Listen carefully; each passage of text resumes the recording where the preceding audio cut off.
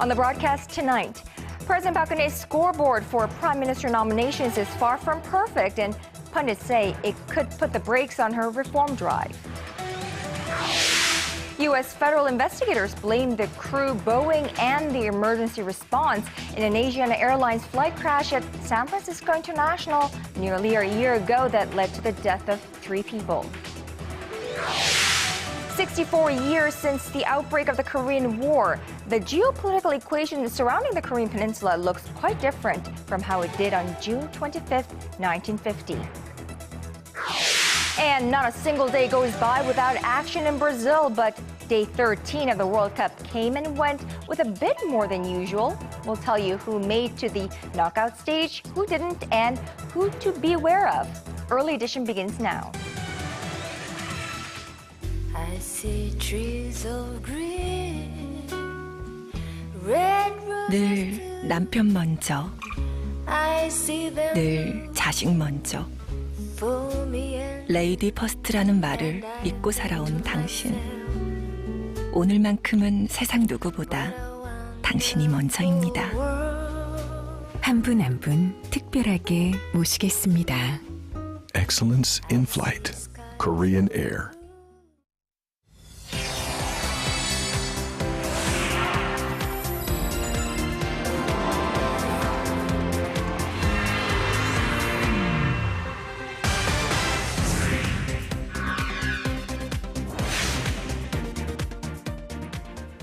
It's 5 a.m. in New York, 6 a.m. in Sao Paulo, and 6 p.m. on Wednesday, the 25th of June here in Seoul. Hello, this is Early Edition at 6. Live from Seoul, I'm Moon Geon-young. And I'm Daniel Chen. Thank you for joining us on this very important day in Korean history.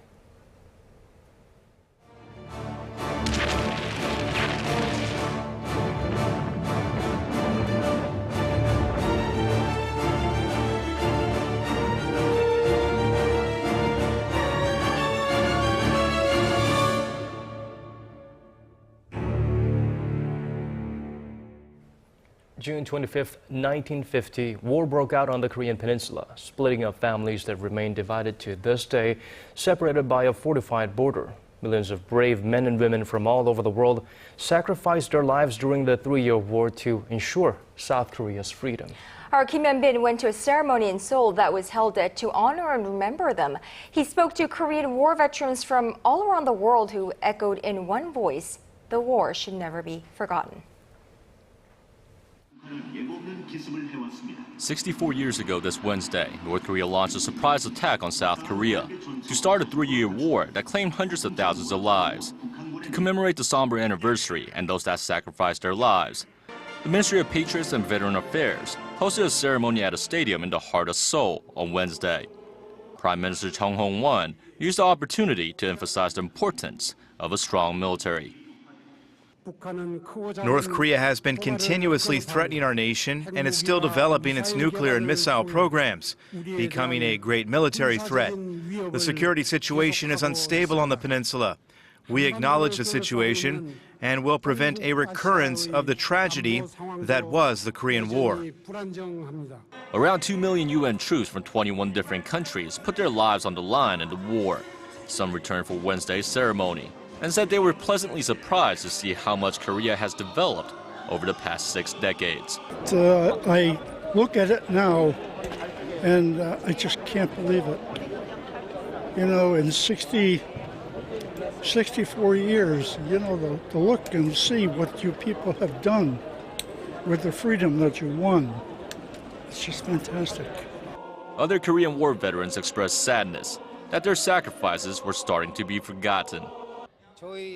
Many kids these days don't know about the Korean War. Some are totally oblivious to what happened here. Our government needs to do a better job teaching our history. Hundreds of thousands of patriots lost their lives to make Korea a free country. Their sacrifices should never be taken for granted. This ceremony not only pays tribute to veterans of the Korean War, it's also a time to remember the hard work South Korean soldiers do today to ensure our freedom. Kim Hyun-bin, Arirang News. China has been the strongest backer of North Korea since the Korean War. But recent events have pushed Beijing and Pyongyang apart, and experts say they're unlikely to become close again anytime soon. Connie Kim tells us more. Relations between North Korea and China don't look the same as before, and their frosty ties are likely to continue in the foreseeable future. South Korea's Unification Ministry has confirmed that North Korean leader Kim Jong-un did not send a congratulatory message to Chinese President Xi Jinping for his birthday this month, unlike last year when Kim reached out, wishing him to realize his goal of achieving national prosperity. Experts in Korea and China point out that the planned visit to Seoul next month by President Xi, who has never been to Pyongyang as the head of state, suggests the dynamics of Sino-Korean relations appear to be shifting, considering Chinese leaders of the past have made it a point to visit Pyongyang before coming to Seoul. Kim Han-kwon of the Asan Institute for Policy Studies says Beijing appears to be seeking political and other cooperations with Seoul, as well as economic ties. China used to maintain a balance, using the North for political purposes and the South for economic ones. But this is changing. And Chinese experts agree. Professor Chu Surong of Tsinghua University at a forum in Beijing on Tuesday said President Xi is trying to put pressure on Pyongyang to end its nuclear development by cutting off some of its economic aids. China has also joined international sanctions since Pyongyang carried out a widely condemned nuclear test in February of last year by stopping to supply crude oil to the north for months and limiting banking transactions with the reclusive state. Connie Kim, Arirang News. Well, much like its neighbor to the south, North Korea is also going through a cabinet reshuffle of its own. North Korean state media reported Wednesday that four-star General Hyun Young-chul had been promoted to Minister of the Korean People's Army, which is equivalent to being the Secretary of Defense. Where he replaces Chang Jong-nam, who was promoted to the position just a year ago. And the reshuffle is being seen as an attempt by North Korean leader Kim Jong-un to firm his grip on the military. Now, 64 years ago today, on June 25th, 1950, the Korean War broke out, which ended with a truce 3 years later. Today, Korea remains the last Cold War frontier. Marking the 64th anniversary of the outbreak of the Korean War, we'd like to assess the cross-border relations between South and North Korea. And for that, we have Dr. Kim Cheol-woo, Senior Research Fellow at the Korea Institute for Defense Analysis, joining us in the studio. Dr. Kim, thank you so much for joining us. Good to be here. Now, let's start by discussing inter-Korean relations, where we stand today, more than 6 decades after the outbreak of the bloody conflict. Give us an assessment of cross-border relations today. Before that, I want to start with this special day with a deep appreciation for the extraordinary bravery and the shared sacrifice by the Korean War veterans and the fallen unsung heroes. And as a post-Korean War generation, I really deeply appreciate those sacrifices. On top of that, current assessment of North and South Korean cross-border relations is very murky because of the North Koreans' intentions, willingness to provoke provocations and to ensure the safety and survival of the Kim Jong-un regime is very brittle, particularly North Korea's development and the deployment of proliferation of weapons, mass destruction, and asymmetric provocative capabilities is very problematic. But the international communities and willingness to protect and keep the peace and security situation on the peninsula is very promising. Overall, it appears stable, but there are lots of hidden stumbling blocks.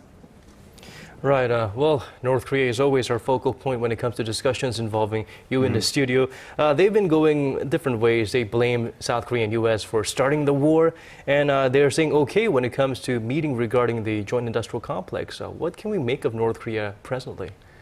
It's very hard to North Koreans' behavior. We should predict North Koreans' unpredictability. That's North Korean version of paradox.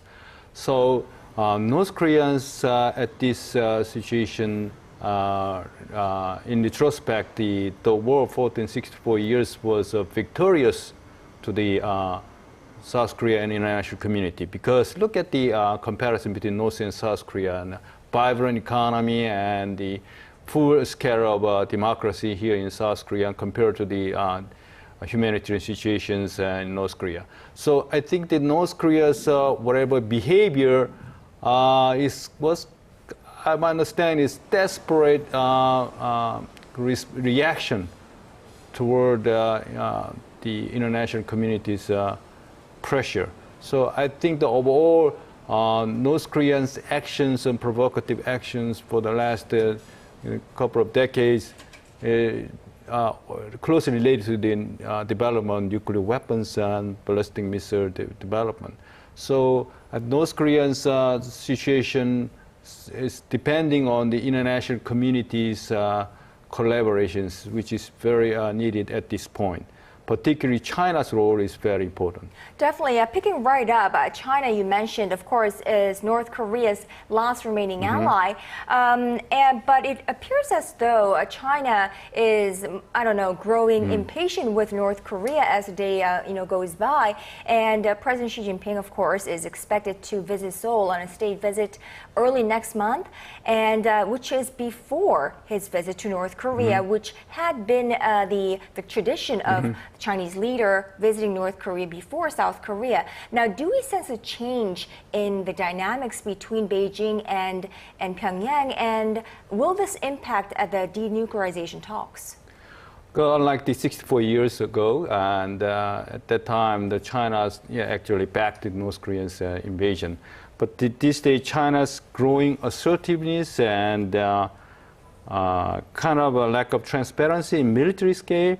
But ironically, at the Northeast Asian situations, there is a backdrop of historical antagonism and territorial claims, which overall the situation pushed the China and South Korea getting closer.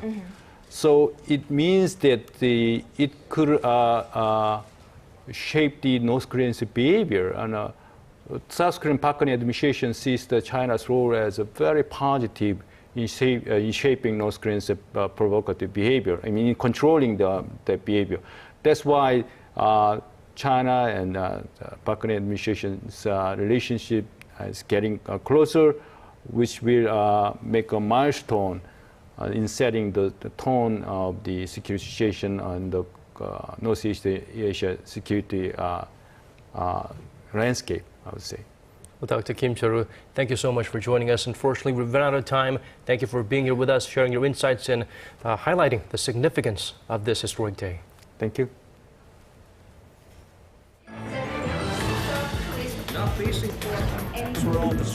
Digging deeper, getting to the bottom of stories that impact your life. Talking with you on air and online. Connecting you with experts on the world's most pressing issues. News and current affairs at its best with Moon Gon-young and Daniel Che on Early Edition at 6.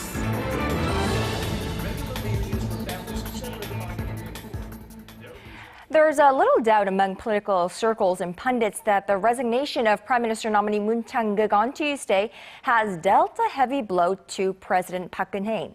With two of her recent picks stepping down even before their confirmation hearings, it's back to the drawing board for her reform drive. Here's our Choi Yu-sun. The withdrawal of President Park's second prime minister nominee in the past month has put the brakes on the president's reform drive brought on by April's ferry disaster. It's been 2 months since Prime Minister Chung Hong-hwan tendered his resignation for the government's lax response to the ferry accident, and the search for his successor has gone back to square one. There's a lineup of cabinet minister nominees awaiting confirmation hearings, and the details of a government restructuring plan remain in limbo. The back-to-back personnel appointment failures could come at a heavy price for the president and the ruling party ahead of next month's by-elections.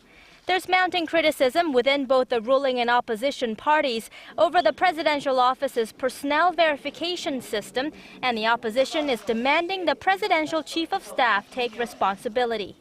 This means lawmakers are likely to go over the president's nominees for 8 cabinet positions and the chief of the state intelligence agency with a fine-tooth comb at their confirmation hearings next month. Some of them have already come under fire, including the nominee to head the National Intelligence Service, Lee Byung-gi, who's been implicated in illegal political funding activities in the past. Education Minister nominee Kim Myung-soo stands accused of plagiarizing students' thesis papers. Although the 9 nominees don't require parliamentary confirmation to be appointed by the president, what is said at their hearings could have an effect on the president and the ruling party. While there's speculation that President Park is likely to select a politician as her next prime minister, opposition co-leader An Cheol-soo has suggested the president consult with political parties before announcing her pick. Choi Yu-sun, Arirang News. There are still more questions and answers about what exactly led a 22-year-old conscript soldier to open fire on his fellow troops, killing 5 and injuring 7 others. Seeking answers, lawmakers held a special Q&A session with Defense Minister Kim Kwan-jin at the National Assembly earlier this Wednesday afternoon. Our correspondent Ji Myung-gil explains. At a special Q&A session at the National Assembly on Wednesday, Parliamentary Defense Committee lawmakers lashed out at Defense Minister Kim Kwan-jin over last weekend's shooting spree, asking why the sergeant who had been on a watch list for special attention had been on the front line. I don't understand why the military deployed soldiers needing special attention to frontline units. The suspect had been receiving routine personality checkups since he entered the Army. He passed the evaluation test last November, and that is why the military deployed him to the outpost. We are trying to find if there were any procedural problems. The sergeant was scheduled to be discharged on September 16th, pointing to 2 other shooting spree cases in 2005 and 2011. Lawmakers asked about preventing recurrences. What countermeasures have you been implementing so far after the previous shooting spree cases? We have been making investments to upgrade the military culture within the Korean Army. We also have an inspection team from the Defense Ministry that routinely monitors and audits the Army units. The conscript soldier was taken into custody Monday after trying to kill himself. After undergoing surgery for the self-inflicted gunshot wound, he is now in stable condition. A note written by the Army sergeant before his attempted suicide didn't provide an explanation for why he went on the shooting rampage that killed 5 of his colleagues. The Defense Ministry has set up an investigative team of 48 military officers to determine the motive for the attack. The team is currently gathering statements from IM's colleagues and victims' families amid speculation that bullying may have played a factor. Ji Myung-gil, Arirang News. We've been waiting almost a year to find out what went wrong and who was to blame for the crash of Asiana Airlines Flight 214 at San Francisco International Airport nearly a year ago. Well, we've got the answer now. U.S. safety regulators say last July's crash was mainly caused by the crew's over-reliance and lack of command over the automated system. Our Shin Se-min explains. Pilot error upon descent and an over-reliance on automated systems. That was the cause of last July's passenger plane crash at San Francisco International Airport, according to the U.S. National Transportation Safety Board. Investigators say Asiana Airlines Flight 214 came in too low and too slow in its landing approach, which caused the plane to slam into a seawall, ripping off the tail and sending the fuselage skidding down the runway. 3 people died and another 200 were injured in the crash. The NTSB added that the trainee pilot of the Asiana flight lacked sufficient training and inadvertently shut off an automatic speed control system that might have prevented the accident. A portion of the blame was also placed on Boeing for the complexities of the autothrottle on the 777 jet. A lot of issues lined up the wrong way, as it turned out, to produce this result, because each one of those issues probably happens a lot by itself, innocuously, but and in fact, if you removed any one of those links in the chain, this accident would not have happened. Asiana Airlines in a statement said they accept the NTSB's conclusion and that they have been bolstering safety measures since last summer's crash. But the Korean-based airliner also pointed the finger at Boeing, citing inconsistencies with the autothrottle system, which they say led pilots to believe they could maintain the plane speed. Boeing is adamant the airplane performed as expected and that it did not contribute to the accident, saying the 777 has an extraordinary safety record and it is the pilots who were at fault. Shin Se-min, Arirang News.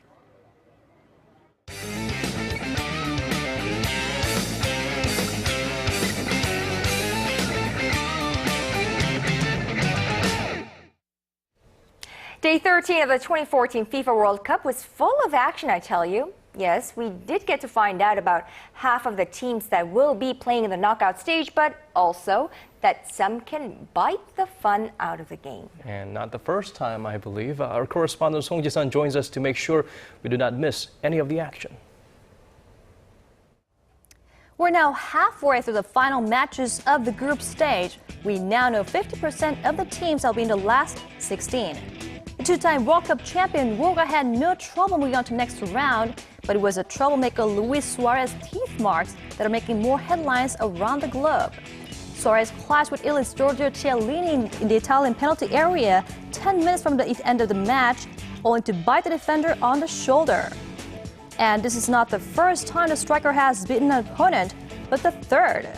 Suarez was banned from playing for his Premier League side Liverpool for 10 games last year after biting a Chelsea player, and 4 years ago he was suspended for 7 games for a similar incident while playing for Ajax. The striker could be banned from the rest of the World Cup and possibly even more. Now Costa Rica and England ended 0-0. That did not affect the final Group D standings. The Central American squad easily topped the group, and England were rooted to the bottom with just 1 point. Now, it would have been the first for both countries to advance to the next round, but that honor went to Greece as Georgios Samaras earned an invaluable penalty in the last minute to see them edge Côte d'Ivoire 2-1.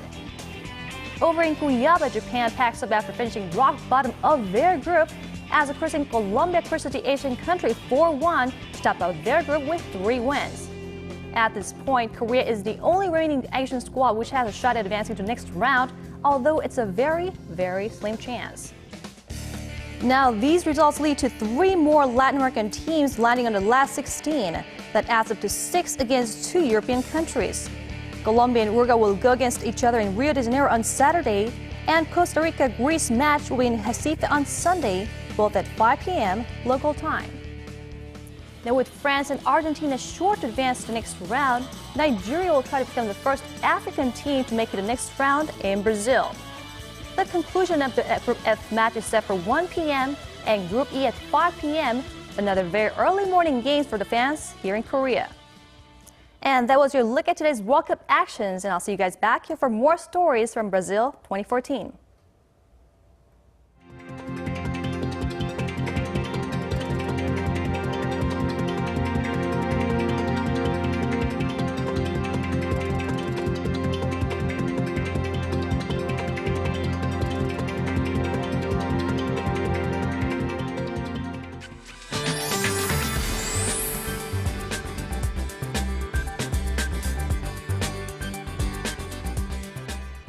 Well, time now to get a check on the weather forecast. For that, let's go over to our Michelle Park. Michelle, we had more than summer-like weather last month. Is it finally time for summer to officially begin?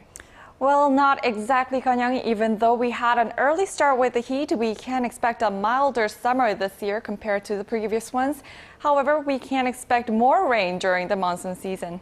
More? We've had lots of rain already. Are we expecting more this week?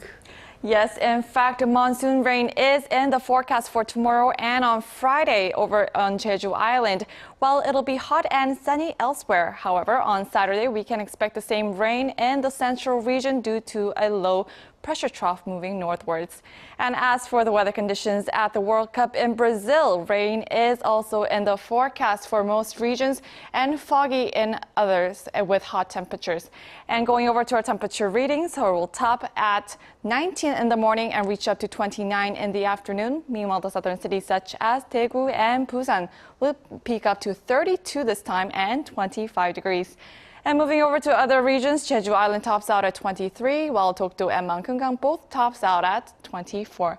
Well, that's all for now. I'm Michelle Park Geun. Back to you guys. Thank you for that, Michelle. And that brings us to the end of our newscast. Thank you for watching. And for our viewers in Korea, have a wonderful rest of the evening. This has been Daniel Choi. And I'm Moon Gun-young. To those of you in other parts of the world, have a great start to your day. We hope to see you right back here, same time tomorrow. Bye-bye.